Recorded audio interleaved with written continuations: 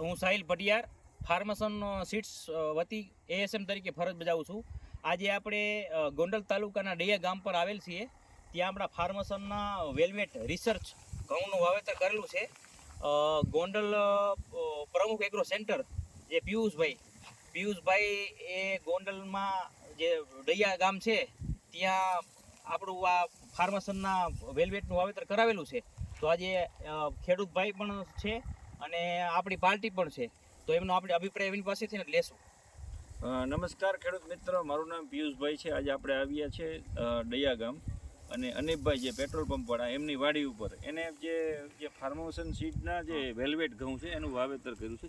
તો એમના ભાગ્યા છે, એમને જ પૂછશું કે આ ઘઉં કેવા લાગ્યા એ જ કહેશે. શું નામ તમારું? મારું નામ વિજયભાઈ. આ વાડી કોની છે? વાડી અનિપભાઈ. અનિપભાઈ. અને આ ઘઉં ક્યાં છે? ઘઉં વેલ્વેટ ને. વેલ્વેટ, હા બરોબર. કેવા લાગ્યા તમને? ઘઉં સારા છે, ગઈ સાલ કરતા ને તમે જોઈ શકો છો કે એની કટીન બધી સારી છે.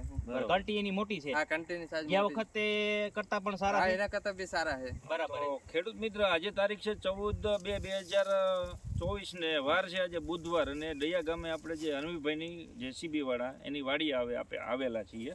તો આમની કંઠી આમ તમે જોઈ છો, પ્લોટ બતાવી જો, ટોટલ તમે જોઈ શકો. પ્લાન્ટની જે કન્ડિશન છે જે આજે એટલી સરસ ઊભી છે, અને પ્રોડક્શનમાં તમે અને 3.5 વીઘાના ઘઉં વાવેલા છે. આમના આપણે પાછા નેક્સ્ટ રિપોર્ટ આપશું. અને તમે આનો ભરાવદાર છે, દાણો પણ પ્રોડક્શન સારું આપે એવી વેરાયટી છે જે ફાર્મસન સીડ્સ આજે માર્કેટની અંદર સારામાં સારી કંપની અને સારામાં સારી જે વેલ્વેટ ઘઉં કરીને આવે છે ખેડૂત મિત્રો.